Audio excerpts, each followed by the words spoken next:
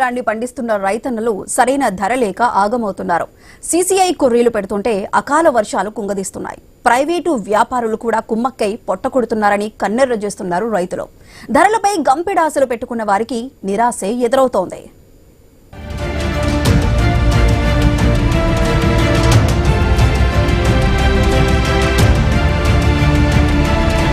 ఉమ్మడి ఆదిలాబాద్ జిల్లాలో తెల్ల బంగారం పండిస్తున్న రైతులు ఆందోళన చెందుతున్నారు.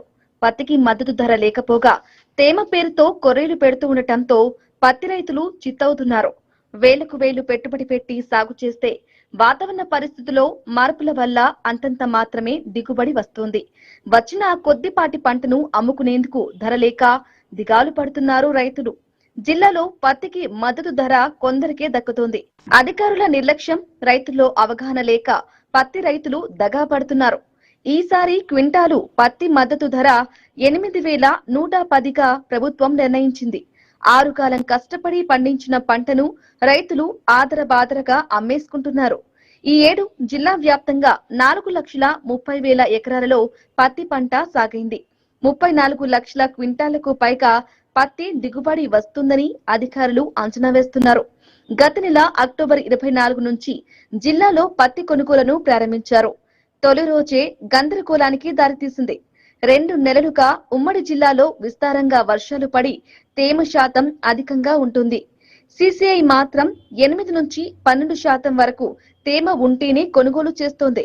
దీనితో మార్కెట్ కు తీసుకువచ్చిన పత్తి తేమ శాతం 20% పైగా ఉండి రైతులు ఇబ్బంది పడుతున్నారు. రోజులు తరబడి అక్కడే ఉండి పత్తిని ఆరబెడుతున్నారు. ఇప్పుడు ఆల్రెడీ సోయల్ ఇంటికి వచ్చినాయి. సోయల్ మార్కెట్ ఆల్రెడీ చాలు కాలేదు.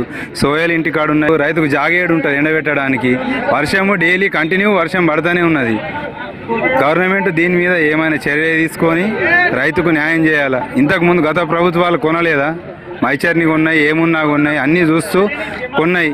గతేడాది ఆదిలాబాద్, చెన్నూరు సీసీఐ కేంద్రాల్లో అధికారులు అక్రమాలకు పాల్పడుతూ ఉండటంతో ఈసారి కఠినమైన చర్యలకు పూనుకున్నారు. రైతులు కపాస్ కిసాన్ అనే యాప్లో వివరాలను నమోదు చేశాకే అమ్మకాలు జరపాలని ఆదేశాలు జారీ అయ్యాయి. ఈ యాప్ ను రైతులు ఉపయోగించుకోవడం కష్టసాధ్యం అయినప్పటికీ కొనుగోళ్లు కొనసాగుతున్నాయి. కేవలం ఎకరాకు 7 క్వింటాల పత్తిని మాత్రమే రైతు పాస్బుక్లు, ఆధార్ కార్డు ద్వారా నోటిఫై సీసీఐ కేంద్రాల్లో అమ్మాలని సూచిస్తున్నారు. గతంలో దళారులు రైతుల వద్ద కొని ఎక్కువ మొత్తానికి అమ్ముకున్నారు.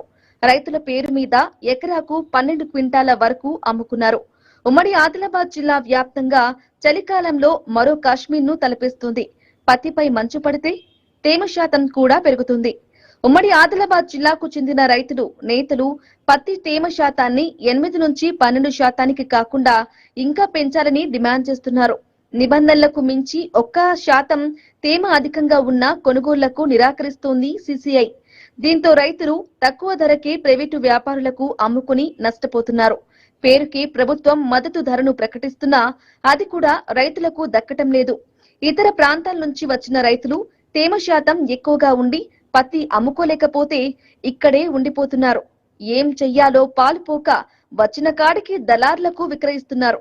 ప్రైవేటు వ్యాపారుల కొనుగోలు చేసిన గంటల వ్యవధిలోనే పత్తి తేమ శాతం మారిపోతుంది. రైతులు పండించేటటువంటి పంటకి నిబంధనలు సడలించాలి. రైతు కూడా తన యొక్క పంటని మార్కెట్ తీసుకుపోవాలంటే నీళ్ళతో తడితేమతో ఉన్నటువంటి పత్తిని తీసుకురాడు. తను అనుకూలమైనటువంటి ట్రాక్టర్ ద్వారా అనేది యథావిధిగా వస్తుంది. దాన్ని ఎండగడ ఉన్నటువంటి మైచరు మార్కెట్ తీసుకొచ్చేసరికి మైచర్ శాతం అనేది విపరీతంగా పెరుగుతుంది. దీన్ని సడలింపు చేసి ఎంత 18, 16, 20 ఉన్నా ఏదైతే 8,110 రూపాయల మద్దతు ధర చెల్లించాలని చెప్పేసి రాష్ట్ర కేంద్ర ప్రభుత్వాన్ని సీసీ అధికారులను కోరుతున్నారు. పత్తి బేళ్లలో ఒక రకమైన తేమ, ఖాళీ చేసిన తర్వాత మరో రకమైన తేమ రావటంతో ధరల్లో భారీ తేడా కనిపిస్తుంది. 22% తేమ ఉన్న పత్తిని కూడా సీసీఐ కొనుగోలు చేయకపోవడంతో ప్రైవేటు వ్యాపారులకు అమ్మేసుకుంటున్నారు రైతులు. ఆ పత్తిని జిన్నింగ్ మిల్లులకు తీసుకెళ్లాక 12% పడిపోతుంది. తేమ 16% ఉన్న పత్తికి 6,900 ధర పలుకుతుంది. అంటే పాయింట్లకు, క్వింటాలకు 1000 వరకు రైతులు నష్టపోతున్నారు. ఒక్కరోజు 10 క్వింటాల పత్తిని అమ్మితే 10,000 వరకు నష్టం వాటిల్లుతుంది. ఇలా రోజు రైతులు 1000 క్వింటాల పత్తిని విక్రయించడంతో కోట్లల్లో నష్టపోతున్నారు.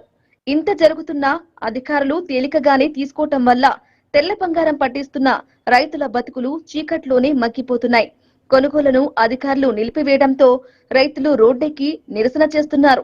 రాజకీయ నాయకులు ఎమ్మెల్యేలు ఉన్నారు, ఇవాళ ఎంపీలు ఉన్నారు పార్లమెంట్లో. మా రైతు సమస్యల గురించి 20 ఏళ్ళైంది మైచర్ పర్సెంట్ గురించి మాట్లాడడం లేదు. ఎక్కడ కూడా మాట్లాడలేదు, ఏ ఎంపీ మాట్లాడలేదు, ఏ ఎమ్మెల్యే మాట్లాడలేదు. మరి మీరు మాట్లాడకపోతే ఈ సమస్యలు ఎట్లా పరిష్కారం అవుతాయి? ఇవాళ వచ్చి మేము ఫోటోలు దిగుడు వీడియోలలో నిలబడి మాట్లాడడం తప్ప ఇంకోటి ఏం లేదు. ఏ రాజకీయ నాయకుని కూడా రైతులకు న్యాయం చేయాలని చిత్తశుద్ధి లేదు. ఆదిలాబాద్ లో మాజీ మంత్రి జోగురామన్న పత్తి రైతులకు మద్దతుగా చేపట్టిన ఎంపీ ఇంటి ముట్టడి ఉద్రిక్తతలకు దారితీసింది. స్థానిక ఎంపీ ఎమ్మెల్యేలు బీజేపీకి చెందినవారు.